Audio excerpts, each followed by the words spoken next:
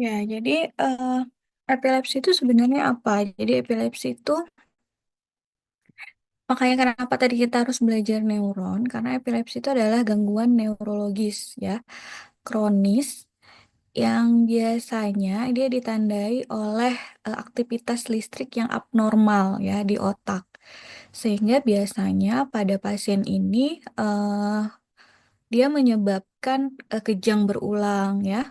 Lalu kemudian mengakibat eh, kejang yang berulang atau kejang yang tanpa sebab ya. Jadi bukan misalnya akibat dari demam tinggi atau misalnya bukan dikarenakan dari cedera kepala ya atau gangguan metabolik yang lainnya. Jadi epilepsi di sini yang harus kalian highlight adalah dia merupakan gangguan neurologis yang kronis ya.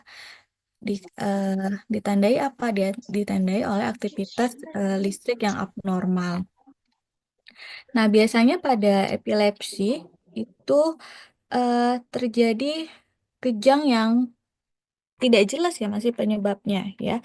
Kejangnya ini bisa bersifat vokal ya atau maupun general. Jadi dia bisa terjadinya pada satu area otak, bisa dia bersifatnya general, jadi melibatkan seluruh otak. Nah, dari manifestasi klinik dari eh, kejang itu sendiri, yaitu dia biasanya disertai gejala. Jadi dia biasanya kehilangan kesadaran ya. Lalu kemudian pada pasien itu gerakan tubuhnya tidak terkendali ya. Lalu kemudian pasiennya merasakan sensasi yang aneh ya. Atau misalnya pasiennya itu eh, terjadi gangguan perilaku atau sensoriknya ya. Jadi biasanya penyebab epilepsi juga dia tidak diketahui ya, tetapi bisa dikarenakan cedera otak ya, atau bisa disebabkan karena stroke, bisa tumor, lalu infeksi otak ya, meningitis, lalu bisa disebabkan juga karena eh, genetik ya biasanya untuk epilepsi.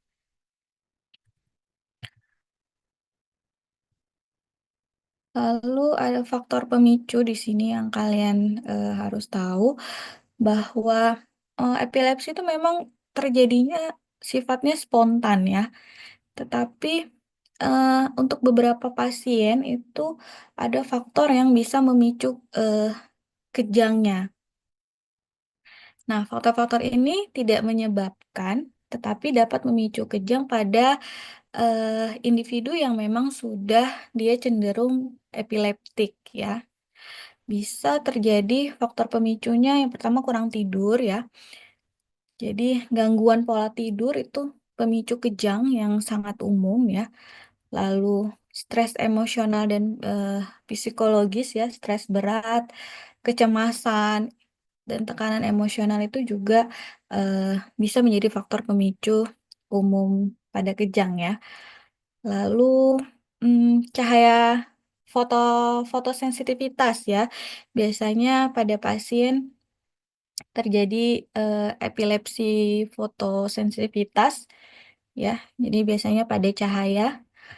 Lalu faktor pemicunya yang paling banyak juga karena kelelahan fisik ya. Lalu hormon juga bisa perubahan hormon. Jadi pada wanita itu biasanya terjadi eh, pada wanita tuh biasanya mengalami epilepsi yang dipicu oleh hormon. Jadi perubahan hormon ini biasanya faktor pemicunya tapi terjadi pada wanita ya. Jadi pada wanita itu mengalami epilepsi yang dipicu oleh hormon ya. Eh, Epilepsi pada perubahan hormon ini eh, catamenial epilepsi namanya ya. Lalu lupa minum obat anti epilepsi ya atau OAE ini juga bisa memicu kejang ya. Jadi ada pasien yang misalnya melewatkan dosis ya atau menghentikan pengobatannya secara tiba-tiba itu bisa juga dapat menyebabkan atau memicu kejang ya.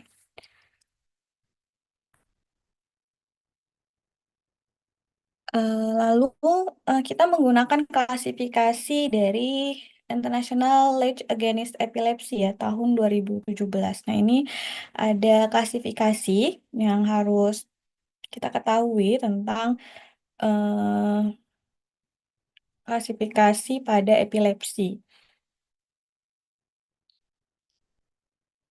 Jadi di dalam International Language Against Epilepsy ini dia ada tiga tingkatan diagnostiknya ya. Jadi yang harus kalian tahu dia ada tiga tingkatan diagnostik.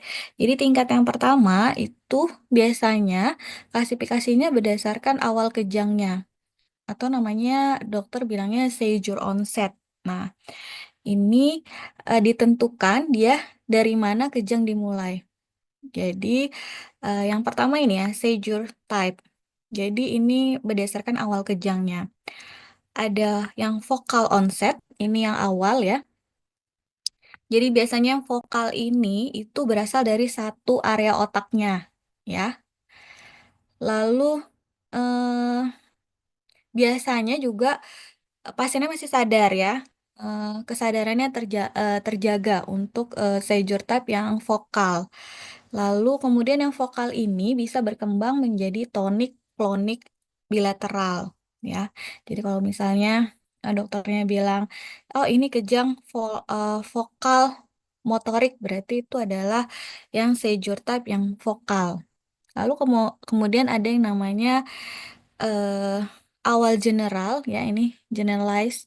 Ini kejang yang dimulai secara simetris di kedua sisi otak secara bersamaan. Jadi kalau vokal itu dia hanya satu area otak, tapi kalau sudah awal general atau generalized onset itu dia sudah eh, kedua sisi otak yang bersamaan ya. Contohnya misalnya kejang tonik-klonik ya, tonik-klonik itu berarti dua sisi otaknya sudah. Lalu kemudian ada seizure type yang unknown ya atau awal yang tidak diketahui ini. Jadi, kalau ini kita tidak dapat menentukan secara pasti ya asal kejangnya. Jadi nanti ada pemeriksaan namanya EEG. Jadi dari rekaman EEG-nya itu tidak tidak bisa terlihat ya atau tidak tidak terdapat. Nah, itu di ano ya. Lalu setelah itu ada tipe epilepsi. Tipe epilepsi ada empat ya. Kalau tadi ada berdasarkan awal ya, awal kejangnya, ada vokal, generalized, dan ano. Lalu kemudian ada tipe epilepsi.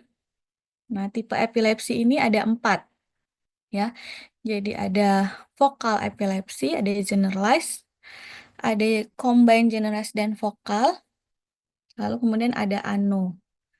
Lalu kemudian eh, tingkat etiologi ya.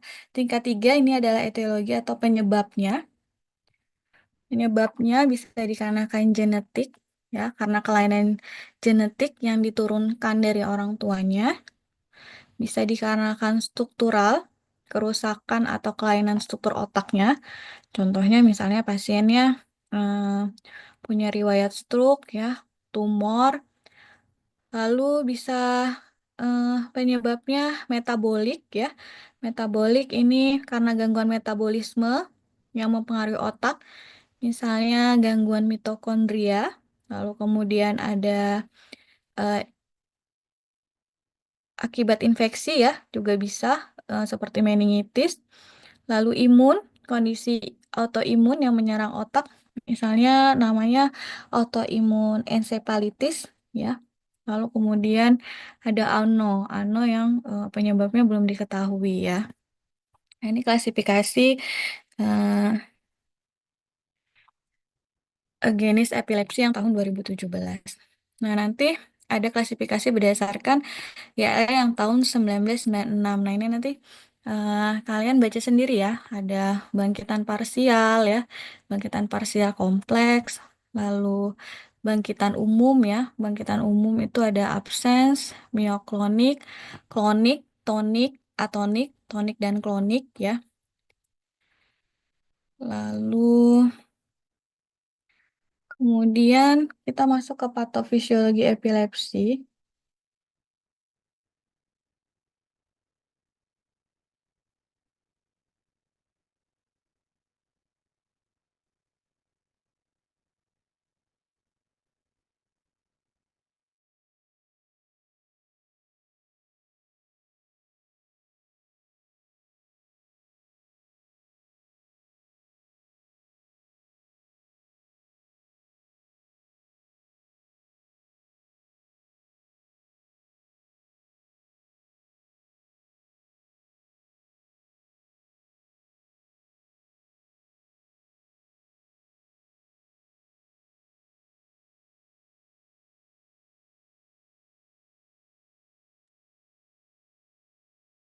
Jadi untuk patofisiologi epilepsi sendiri itu ada banyak ya teorinya patofisiologi epilepsi. Jadi eh, kan tadi yang sudah saya jelaskan bahwa epilepsi itu sebenarnya adalah gangguan neurologis ya yang disebabkan oleh aktivitas listrik abnormal dan berlebihan di dalam otak. Nah, eh, patofisiologi epilepsi ini dia bisa mencakup gangguan keseimbangan ya antara eksitasi, inhibisi neuronal ya yang menyebabkan terjadinya kejang. Misalnya yang pertama itu berdasarkan mekanisme eksitasi dan inhibisi ya. Jadi bagaimana terjadinya yaitu eh, pada neuron yang normal itu kan kita punya keseimbangan ya antara sinyal namanya eksitatori ya di mana dia mendorong neuron untuk menembakkan impuls, lalu kemudian sinyal inhibitornya sinyal inhibitornya pada apa menghambat aktivitas neuron ya punya sinyal inhibitor. Nah, pada epilepsi ini biasanya terjadi peningkatan eksitasi, ya. Peningkatan eksitasi itu kenapa? Itu disebabkan karena kelebihan glutamat.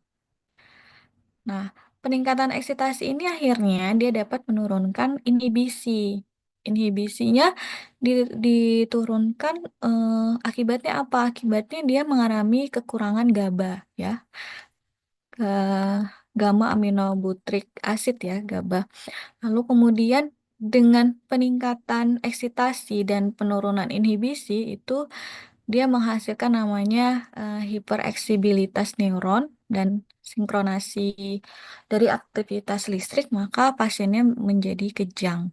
Ya, jadi pada patofisiologi mekanisme eksitasi ini dia eh, meningkat ya, peningkatan eksitasi disebabkan karena kelebihan glutamat. Lalu untuk mekanisme inhibisi ini penurunan inhibisi dikarenakan ini tadi ya kekurangan GABA sehingga dia menghasilkan hipereksitabilitas neuron ya dan sinkronisasi aktivitas listrik di dalam neuron akhirnya pasiennya kejang. Itu singkatnya ya dari patofisiologi. Lalu